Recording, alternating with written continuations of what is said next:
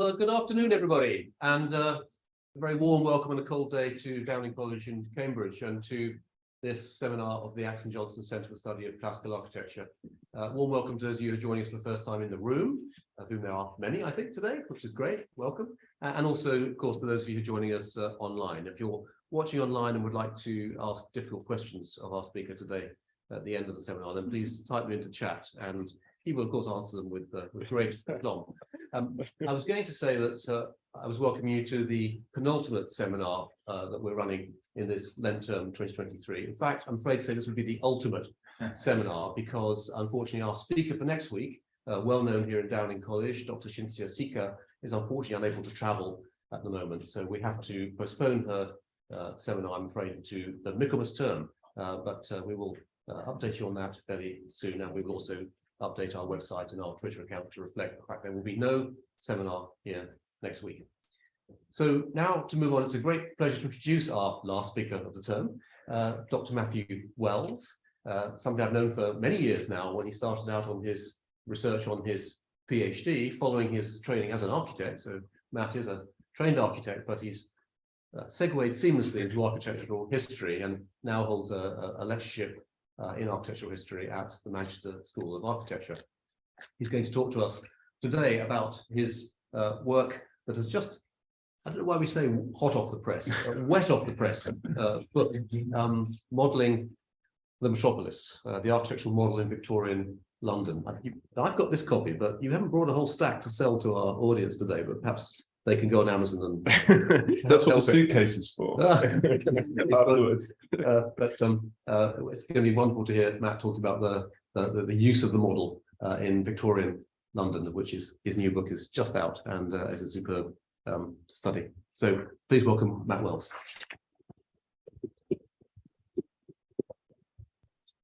Terrific. Thank you so much for the introduction, Frank, and for the invitation to speak. The ultimate seminar feels quite a big aim, but let's see.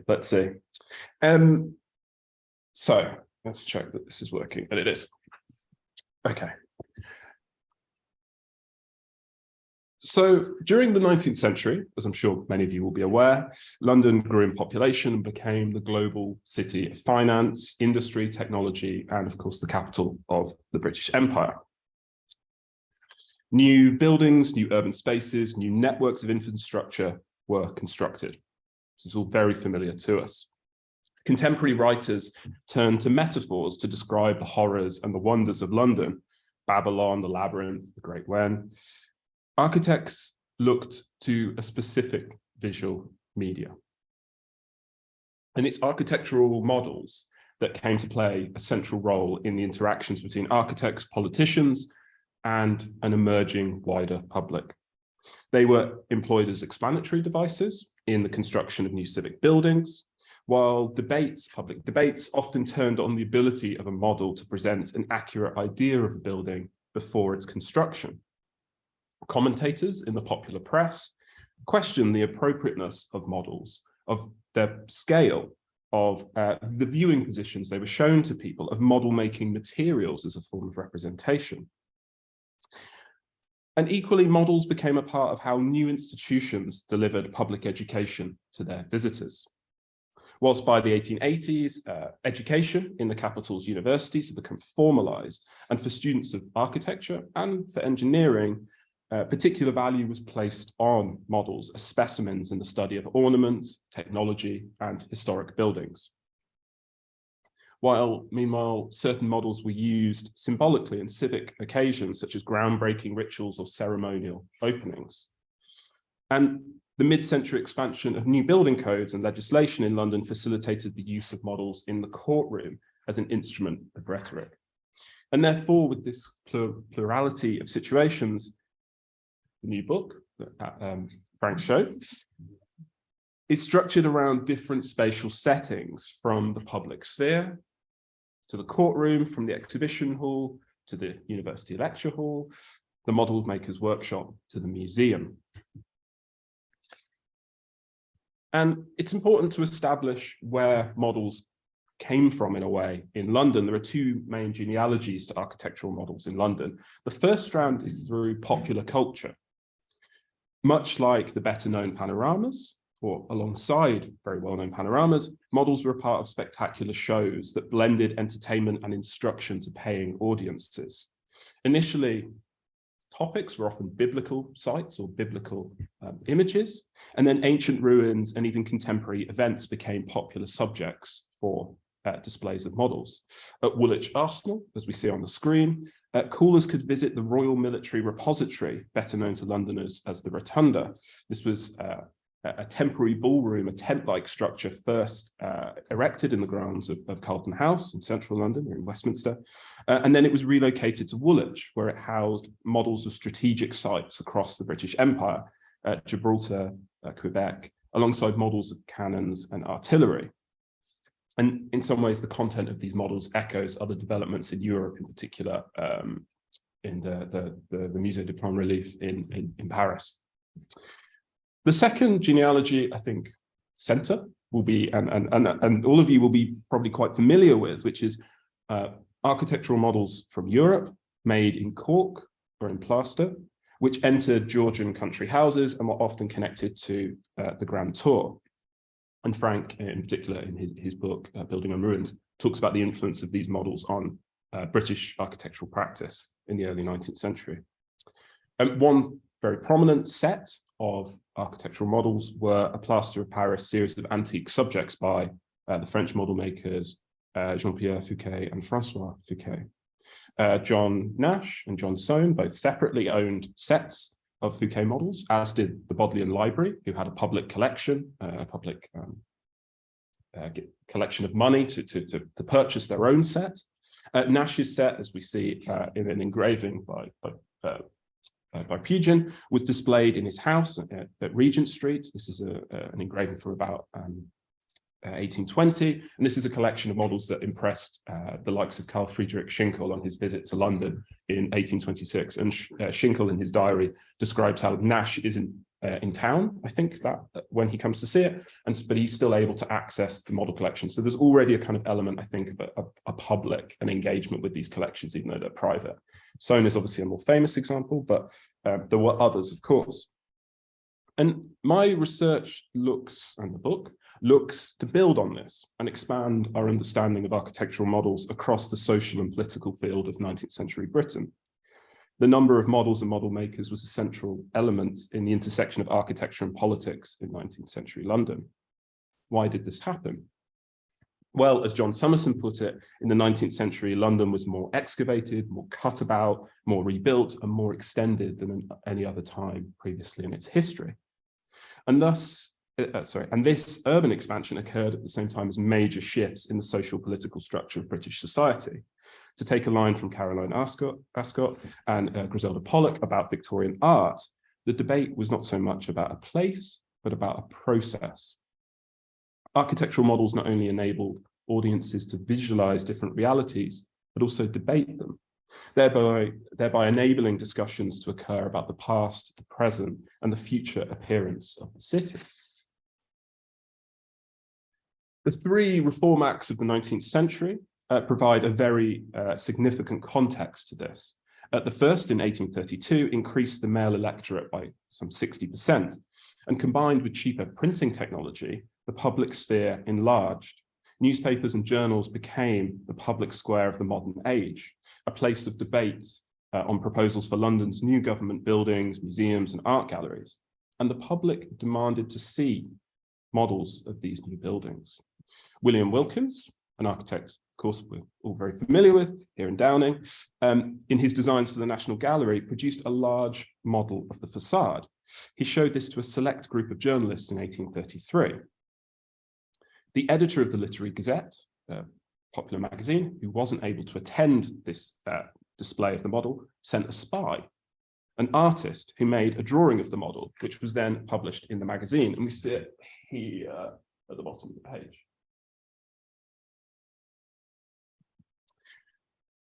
When it was published in the magazine, the design was criticised as being ill-suited for smoke-filled London, and it was claimed that the new building would block the existing view and vista of St Martin's in the Fields.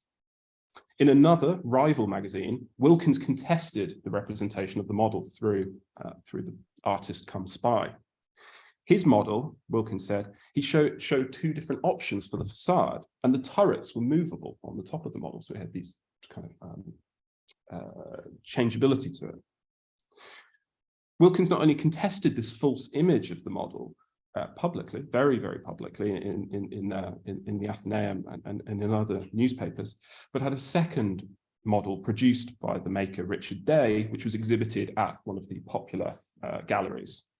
I'll show you a little bit more of this later. But this model, which was also kind of published as a site plan in the Athenaeum, showed two options for the alignment of Wilkins' building, the preferred option being one that rotated away to avoid, we see it hatched here, avoid obscuring the vista of St Martin's in the Fields. So there's a kind of outline of option 2 underneath, so it's a bit shaky. And number 1 is the one hatched, was slightly shifted away.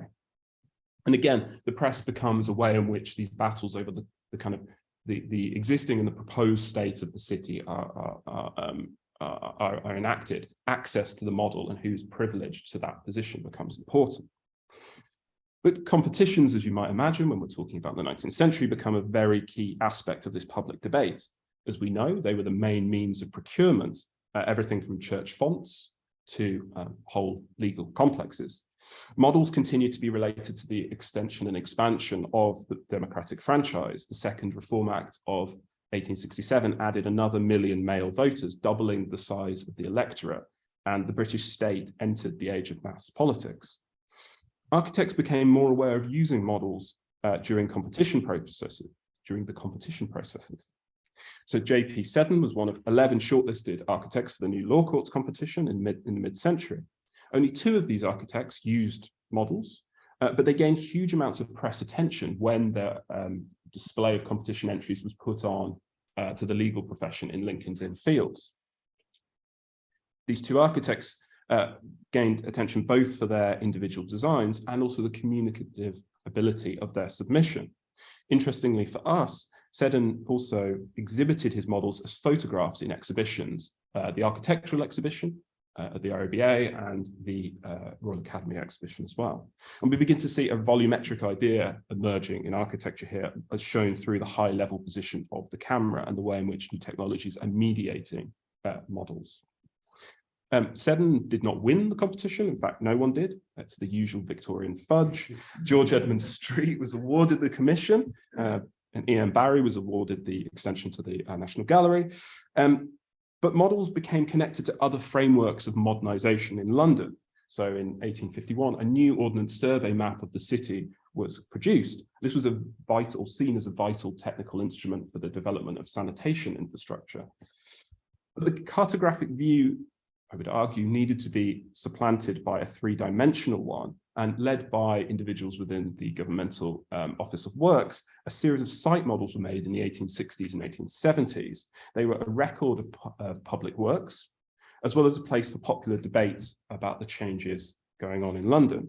There was one of Whitehall, which survives, and we see on the screen, and there was another on the areas around the Victoria Embankment.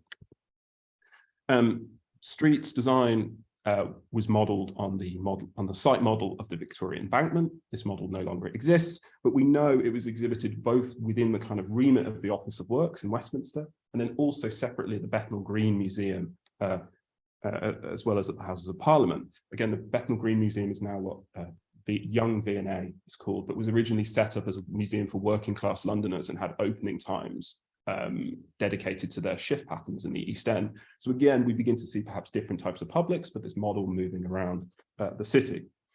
Whereas this model of Whitehall that we see on the screen showed a proposal for the reorganisation and restructuring of government departments, both organisationally and in terms of their spatial arrangement, and new ideas about how the Victorian state or the bureaucracy of the Victorian state would be organised. 2 other key ideas emerge around this time.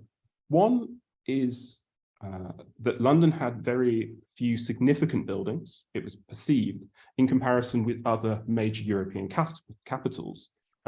such as Paris, Berlin, or Vienna, and this needed to be addressed as a source of national pride. British architecture emerges as a very key term in this period. And the second idea is again connected to popular politics. Despite the large expansion of the democratic franchise, only a small number of MPs represented London in Parliament. Many provincial politicians and commentators believed that London should have to pay for its own buildings, much like it paid for its own infrastructure through the Metropolitan Board of Works.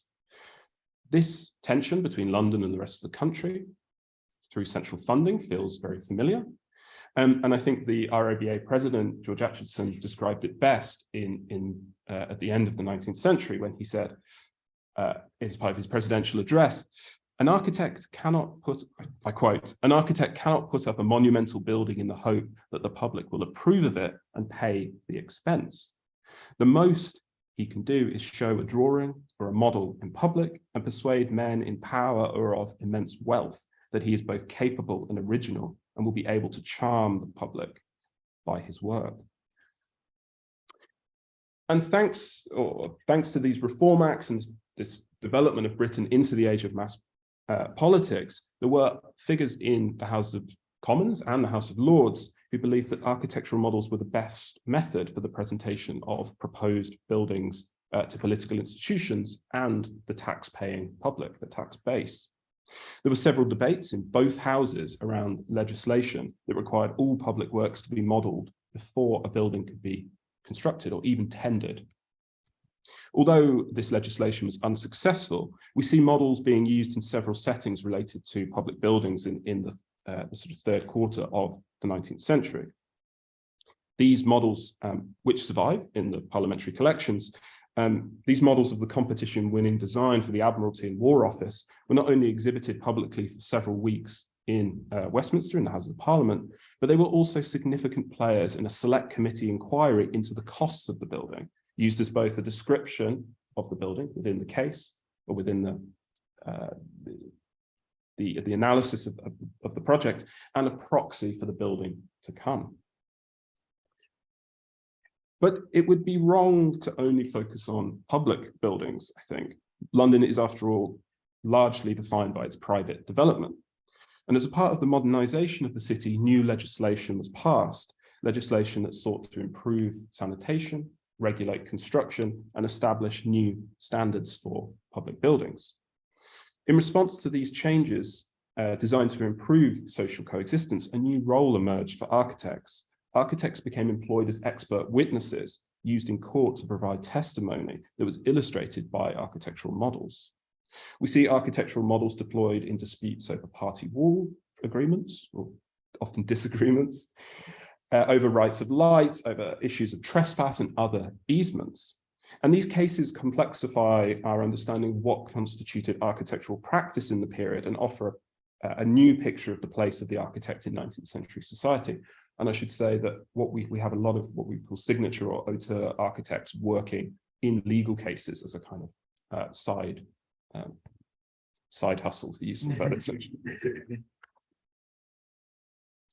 Another setting for the presentation was unsurprisingly the exhibition room, or the exhibition hall, most notably the Royal Academy.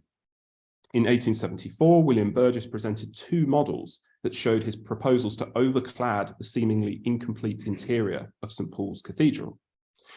Burgess had not only fought for a polychromatic scheme heavy with high Anglican symbolism, but also for his use of architectural models in presenting the designs to the committee, the fabric committee at St. Paul's.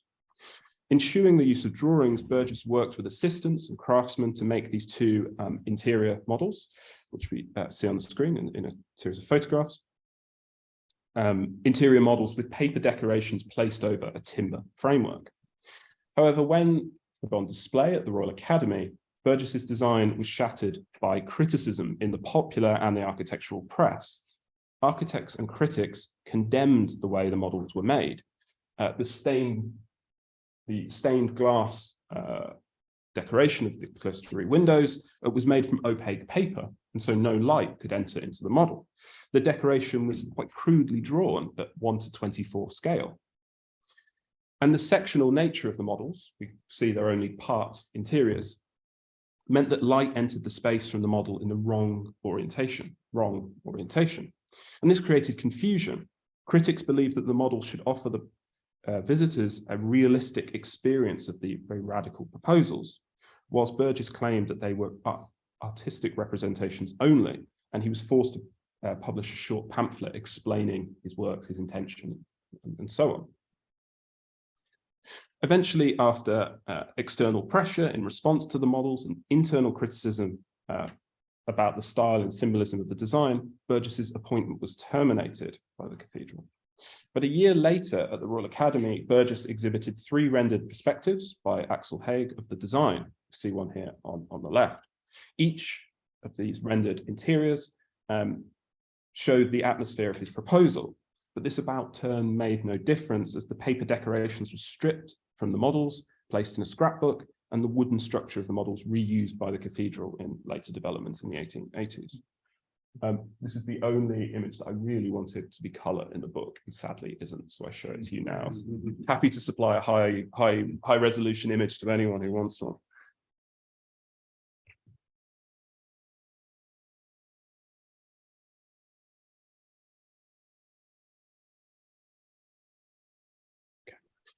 Paper was a very important medium for architects, of course, in the 19th century, but not just to draw on, but to make models with.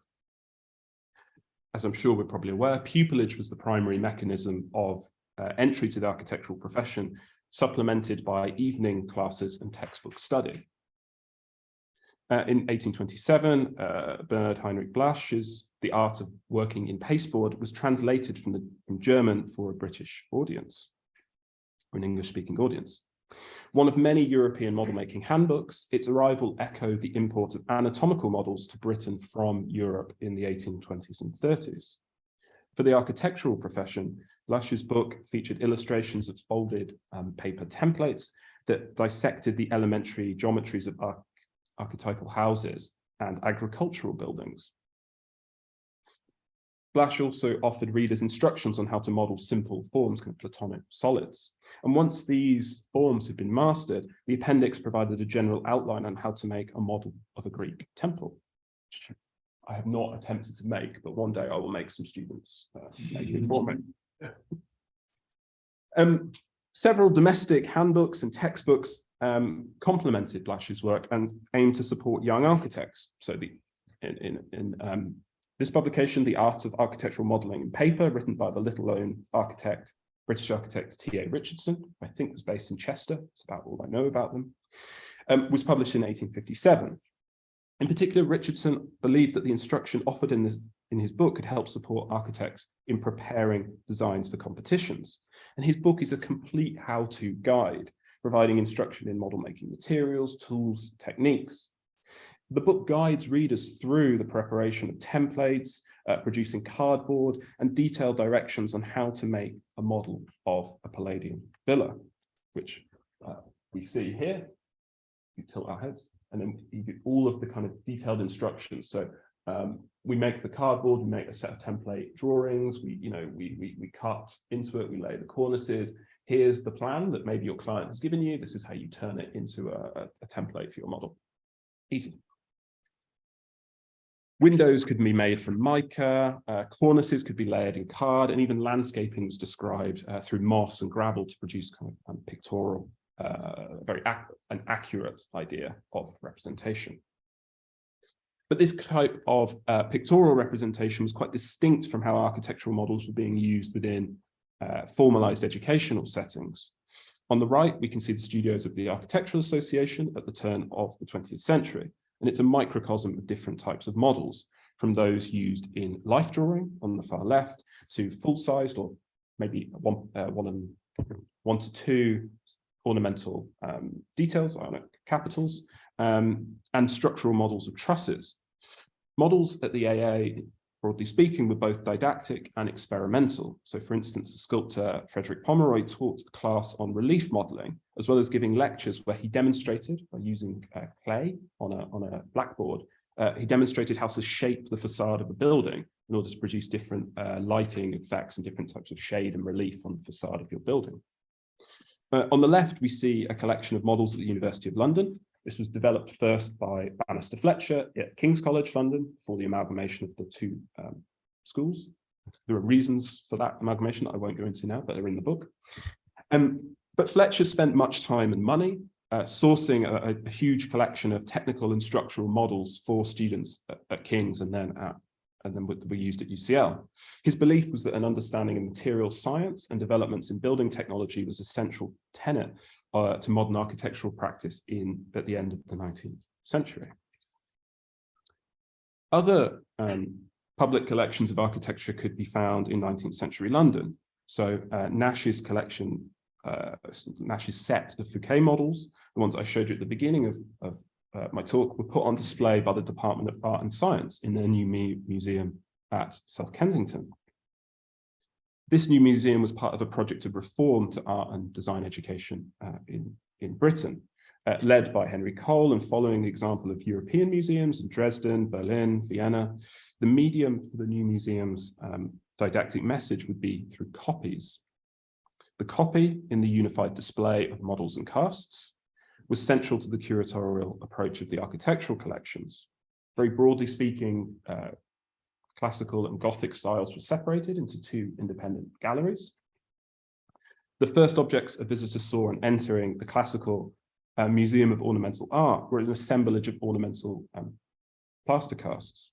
These were hung from bays, kind of partitions in a way, from projecting screens that ran perpendicular to the row of iron columns that made the main structure of the museum. These screens were labeled to show the chronological period or stylistic genre. The one in the photograph on the top right reads antique, Greek and Roman.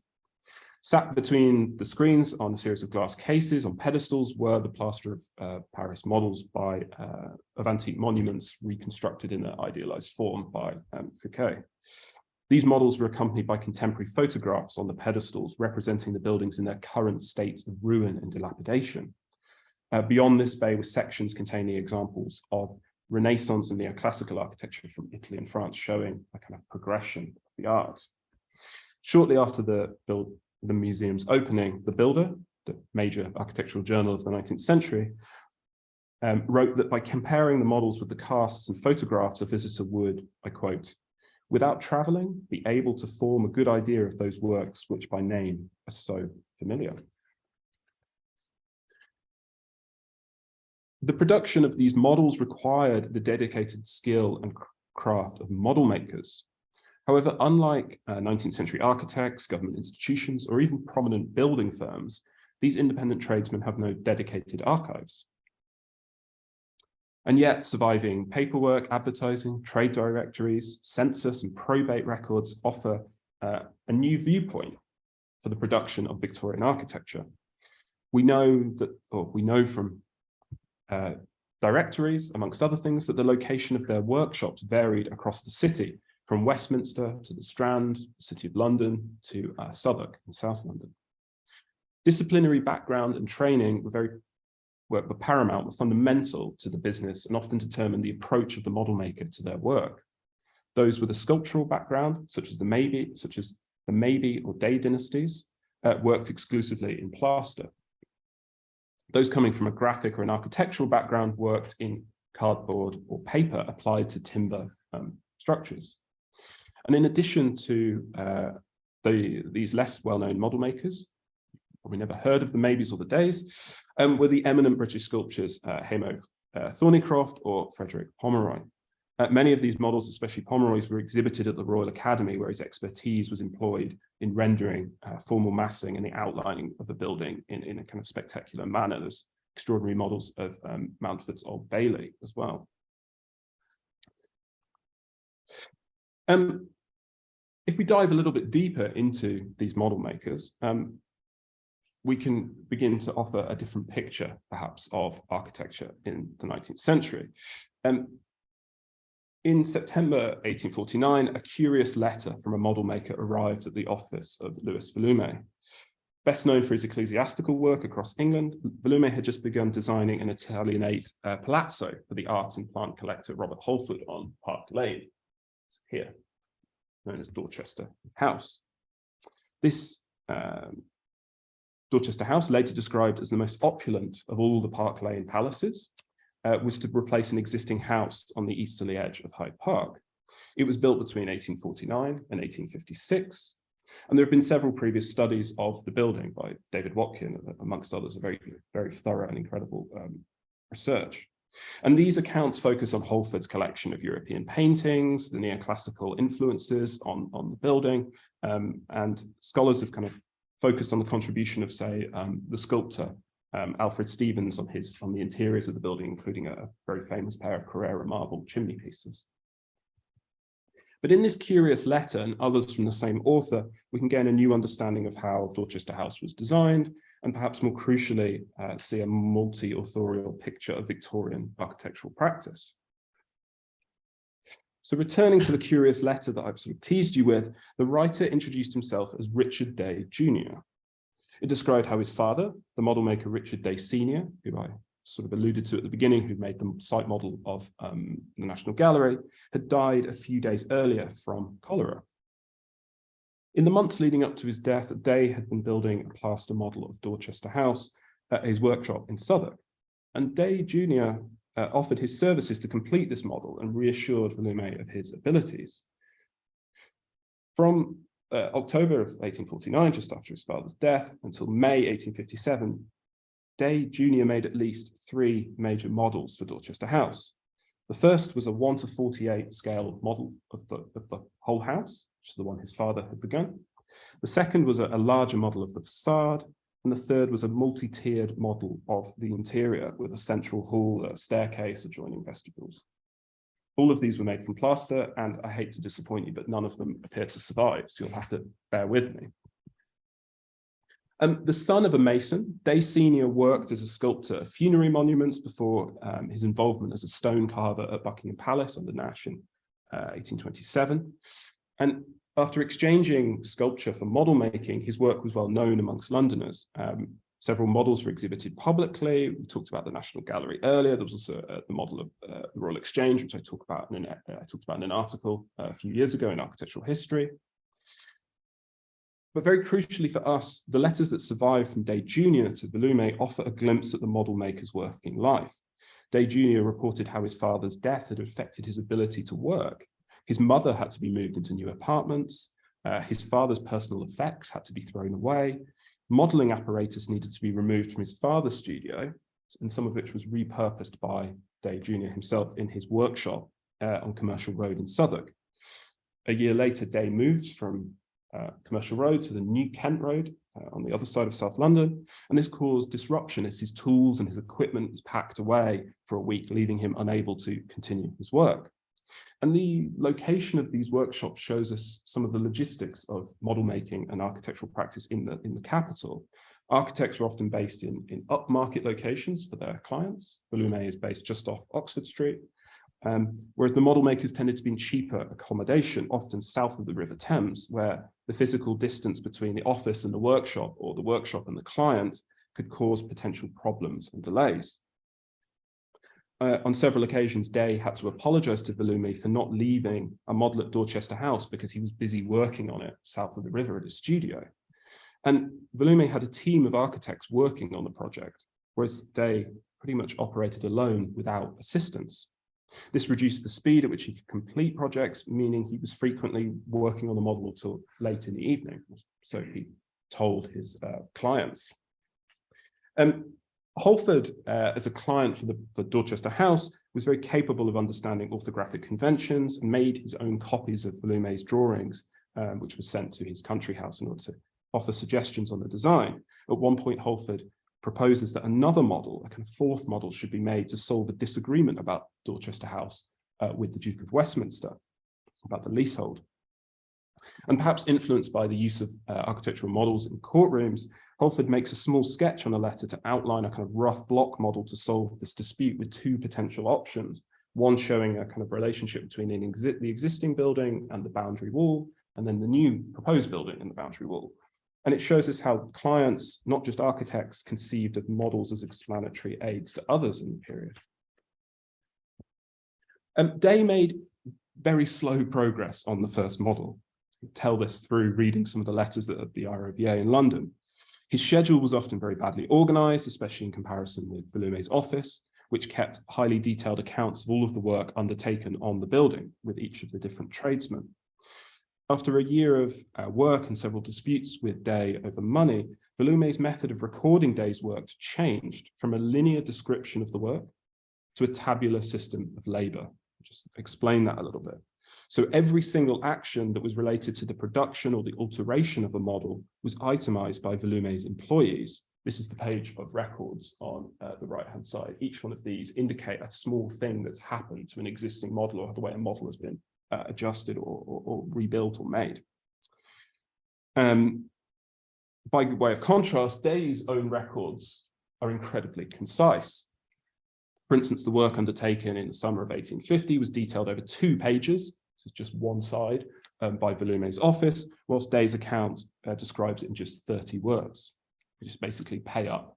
In one invoice, Day explains how he would have asked for an advance, but he knows that Villumé prefers having exactly the account of the works being undertaken. And I believe, or my hypothesis is, that these accounting practices relate to Villumé's family background. He was the son of the clockmaker, Benjamin Villumé, who operated a tabular record-keeping system within his work. Unlike this a linear system where each entry features a simple written description of the job or the work to be performed, Benjamin Villumé's tabular system itemized the watches he was repairing into individual components. Each listed component was detailed with a series of actions that described the specific activity happening to that portion of the watch: polish, clean, mend, etc. This language of action was the result of a kind of emerging technical or operative culture within the economy of production in London. From one type of work to another, wider practices of economic management affected multiple aspects of society, including the production of architectural models. And despite discrepancies over their costs, one thing that's very clear about Day's models is that they were not produced from a complete set of drawings. Their fabrication was a site of exploration where the model maker was adjusting the object in relationship between architect and client. We know from letters that in the summer of 1850, the 1:48 scale model of the house, I always imagine like this, was reworked as the design progressed. Alterations were made to the roof line, the facade, the balustrades, as well as the windows. And much of this work appears to have been to the original model, but other portions of the building were modeled like a larger model of the facade. And this iterative approach meant that work on one model would be explored at a certain scale, and then it would come back to the larger model, adjusted and looked at, and then come back and submit, and it kept moving across. And Day Jr. worked in this fashion from scale to scale, model to model, across from September 1849, when he first wrote to Villumé, the curious letter, until July 1852. And it was towards the end of 1852 where Day began to work on a new model, cast and carved in plaster. This model included the staircase and the surrounding rooms of Dorchester House, the kind of spectacular centerpiece in a way of the building. It took 5 years for Day to complete the model, as he continued to make adjustments. I think maybe completion is not so helpful, but you can imagine this object being changed over time. It was made in distinct sections to enable new components, such as ceilings, to be applied to test different spatial possibilities. The process was incredibly slow, as you might imagine. Day explained to Villumé he had not fully assembled the staircase, as his approach was to cast and carve each component individually before connecting them together. And as a result, progress was often delayed, as Day required drawings of particular portions, tracings of plans, and Villumé's office often failed, despite their numbers, failed to catch up and send him what he required. And even when issued promptly, issues with the translation and the scale of issues of translation scale, I'll start that again.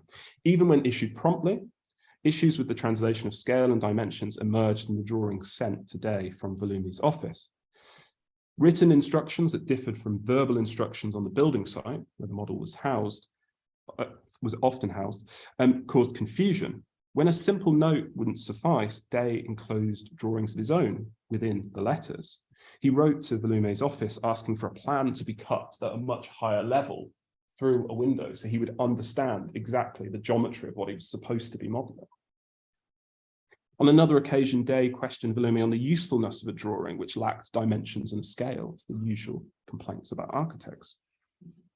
And he requested that in future all issued information be drawn at the scale that he was working on. And rather crucially, he writes, and so that there will be nothing of ornament left to my taste, perhaps or I assume an attempt to flatter Villumi, who had published a 3-volume treatise on antique ornament in Italy and in central, in the Middle East. The physical attributes of plaster also impacted the making and storage of models, which required very specific environmental conditions. They specified the temperature and the lighting conditions needed to protect the model. The model required a good fire to stop the freshly cast plaster absorbing moisture in the atmosphere, which would be ruinous for it. And his concerns were not unfounded. Over the course of the project, there were several accidents. At one point, the model is broken by a builder working on the new house. And this was the same portion that Day noted, you can hear the sigh in his voice, that had already been smashed and repaired twice. But Day explained to Villumi that this time he wasn't going to replace or repair the model because the real balustrade had already been completed on site. So he didn't need to rework the model itself. But also the manner of modeling in plaster caused setbacks to Day.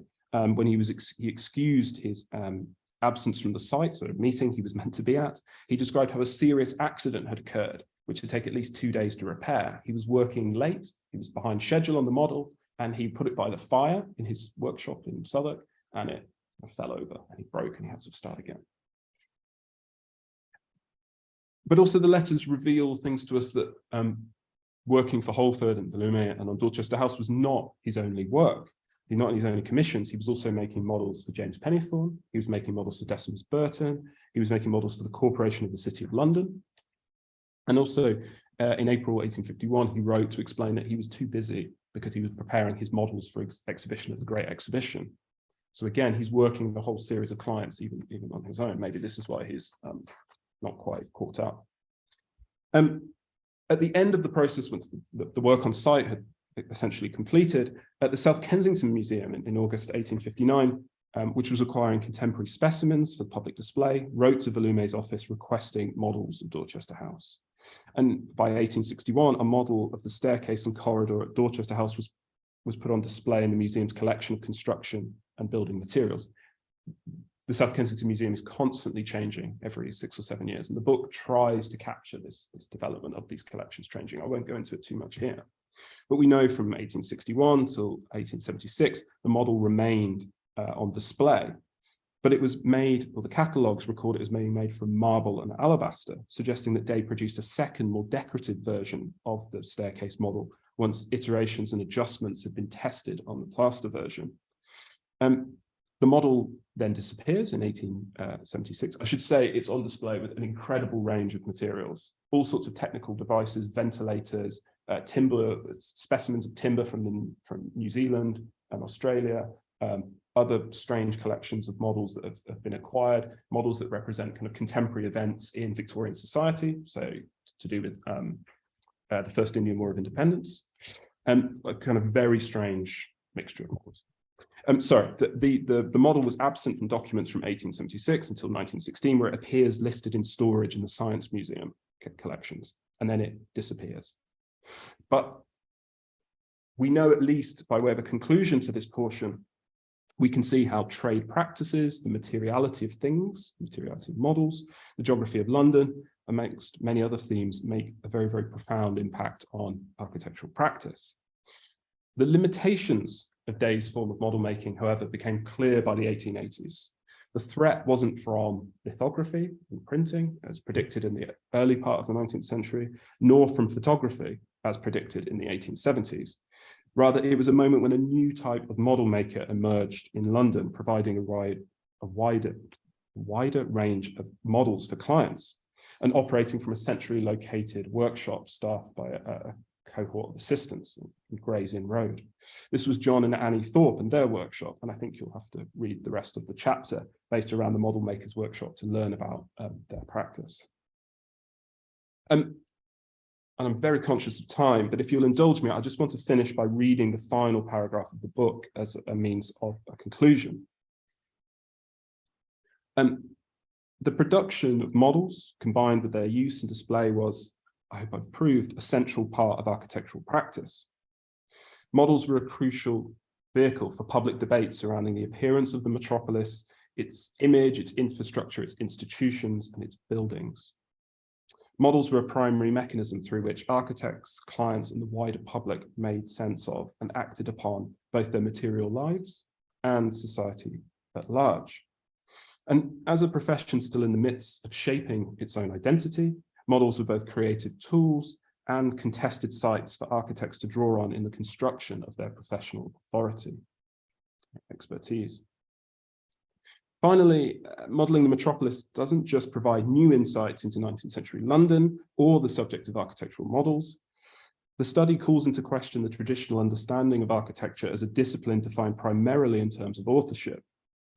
And in its place, the book establishes a multi-layered narrative of architectural production through objects that recorded, altered, and remade the built environment of the 19th century metropolis.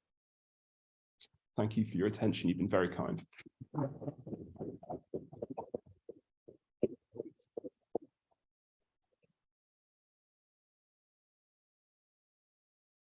Well, thank you very much indeed, Matt. I mean, when you and I were talking last night and again this morning about your transition from architectural practice to architectural history, I didn't really gauge just how much the book, which I so much look forward to reading, actually came from the perspective of somebody who had the professional skills of an architect, and just serves to remind us as historians how much we always have to learn from practitioners. Also, you described yourself when we were talking about academic careers and some of the challenges that they pose today as now a lifer in academia. And I think if I may say that your students in the future are going to be very fortunate. Your exposition today was extremely clear and wonderfully articulate.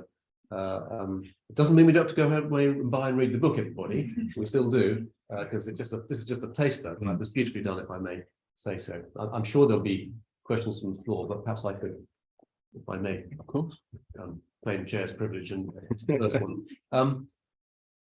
Something you said quite early on in the talk about William Wilkins, well known here at Downing College, of course, and also about this fascinating story about the Days, or Richard Day Jr. at the end, and Dorchester House. So such an interesting narrative there, and well done for ferreting out that material. The alterability of models, moving the pepper pot cupolas around on the National Gallery, you want it there, you want it there, you have it where you want, as a pitch for the job. And then this process in which Day was obviously involved in helping, following me, articulate the design for Dorchester House. I mean, that's a very high-end project, Dorchester House, very, very high-end, and the National Gallery is also, of course, big national. But is this common, or are these unusual examples in your book of the alterability of the model? It becomes a contested idea. A lot of Wilkins's response is that there was an amateur playing with the model, and that's why we had the wrong.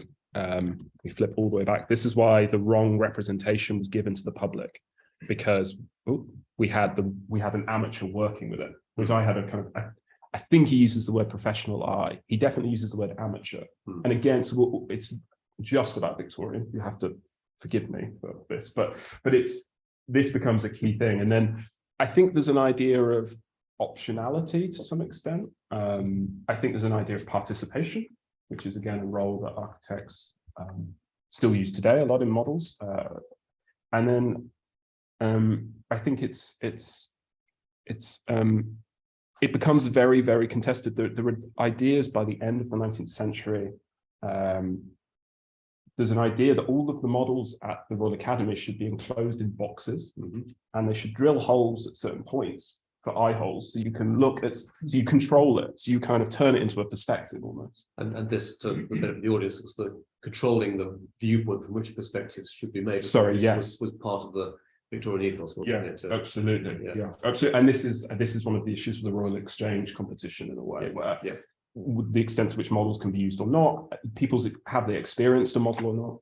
To overcome that Victorian conundrum that, as was said, there were liars, there were damn liars, and there were perspective artists. I'm sure there'll be questions from the floor, Matt. Anybody like to? We have one over there from Luca. Thank you for that. It's wonderful. I was wondering that the environment of the model maker's studio itself. What sort of place would it have been? Because we see them casting things, carving things. You mentioned the final model of Dorchester House made out of alabaster and marble.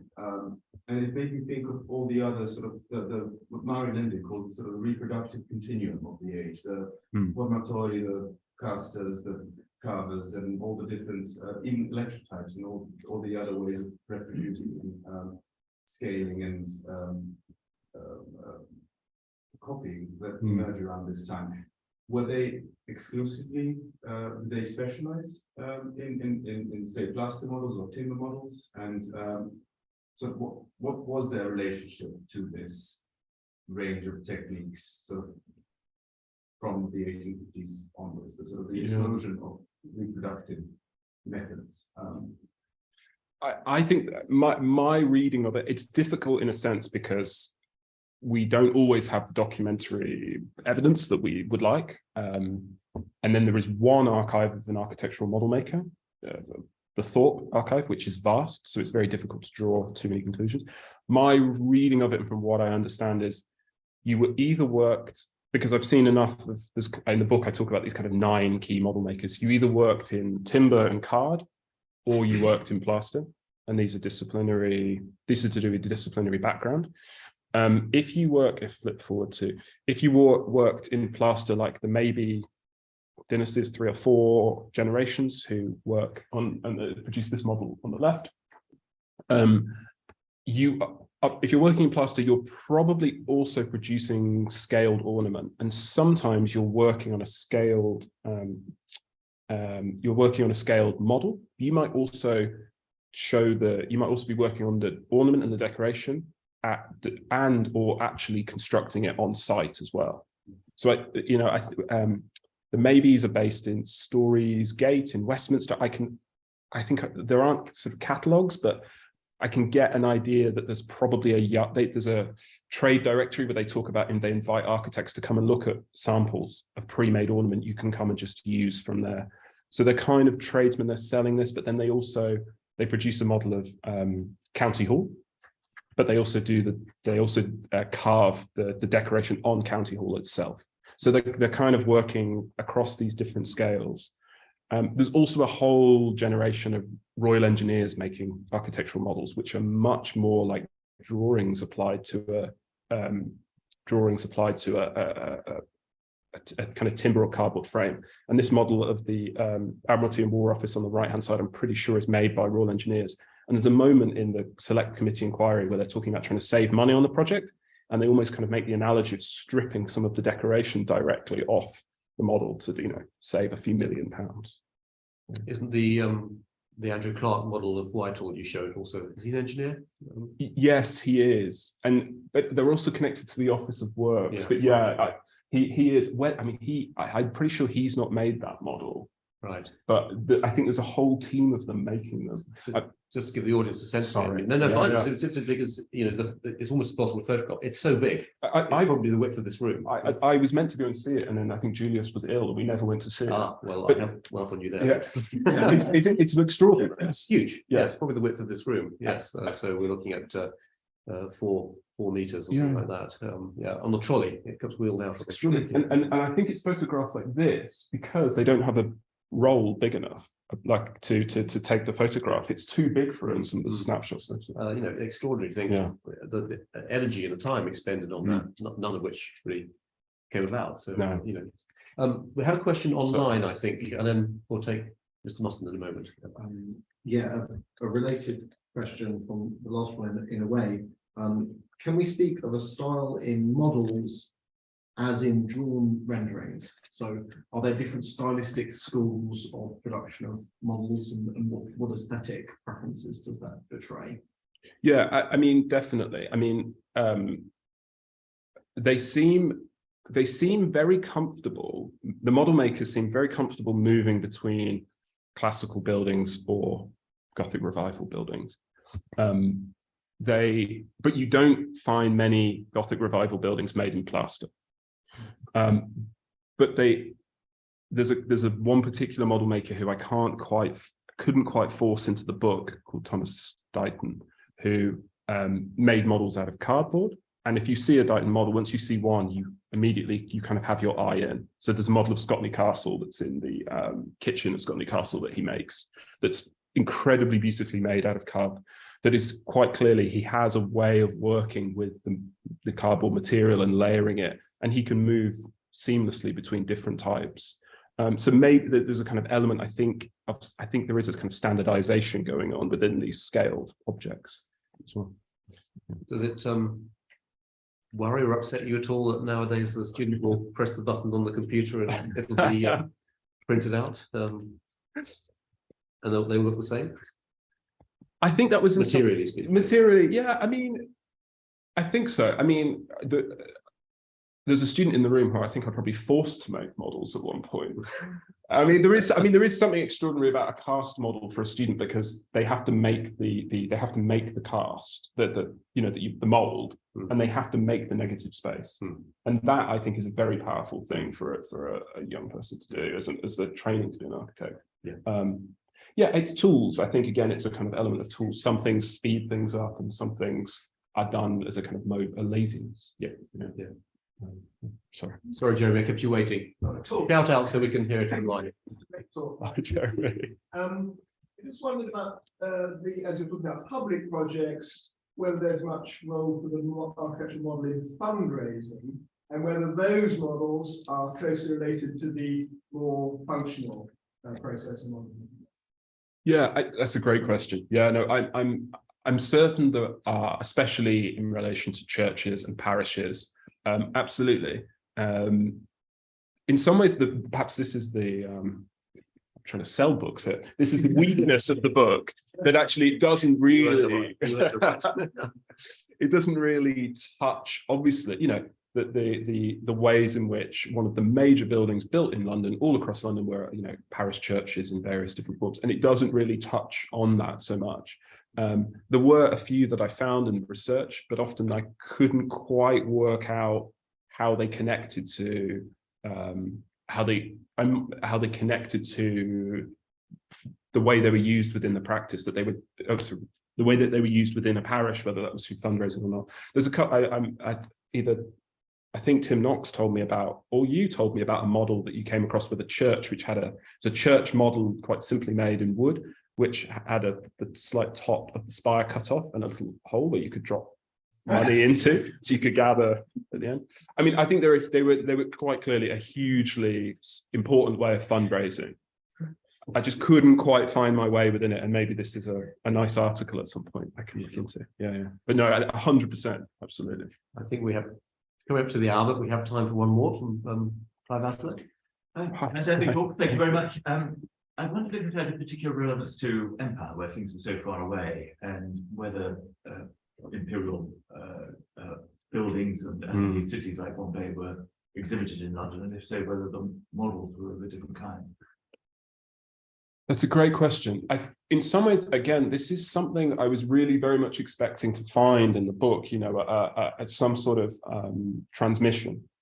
There were, within the South Kensington museums, there were, whether it's material specimens or whether it was architectural models of particular buildings that entered in, that were kind of part of art education, and for art workers, or those were definitely a part of it, but not so much. I haven't certainly found any, beyond maybe one reference about a model kind of leaving the UK to go and form instruction about how a building would be constructed.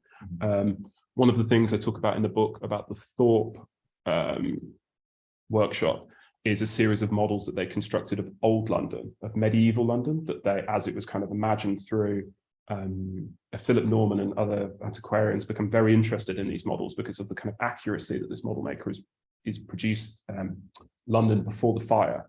And these models are considered a very important way for British settlers overseas, when they come back to visit London, to understand the city and the kind of described as the kind of the mother seed of the empire or something, that they would understand the kind of greatness of London through this moment, just as global trade was opening up through these models. So that was a kind of strange way I found this imperial connection, but not so much through models, but they're also very, I try and get some more kudos. They're also very difficult things to work with, because I suspect only 0.5% or less of the ones that were ever produced survive. Unlike drawings, they can be rolled up, they're stored in an attic. Much easier to keep a set of drawings. There's so many models that have disappeared. I mean, I think out of maybe 200 models that were exhibited at the Royal Academy across the 19th century, there's probably about 15 or 10 that survive. And one of those is in incredibly bad condition in a boiler house in a church in Marlow. So I think it was hard to get the full picture. And I think this is perhaps now when my work is beginning to think about London and its relationship out and back, not through models. Well, we're coming up to 1 o'clock, or just after, beautifully timed, Matthew, thank you. For those of us in the room, some people will be going on to have the proverbial fish and chips at Downing for lunch, and we can continue the discussion there. For those who are joining online, thank you very much indeed for being with us, and some names I see have been here regularly for our seminars this year, so we're very impressed that you're coming back when you no doubt have lots of other things to do. But that's great to see everybody. Just as a reminder, this is, I'm afraid to say, the concluding seminar of our series for the 22-23 academic year. But we will be back in October with 8 more talks, we hope, of the same quality as the one we heard today from Dr. Wells. So please join me in thanking Matthew once more.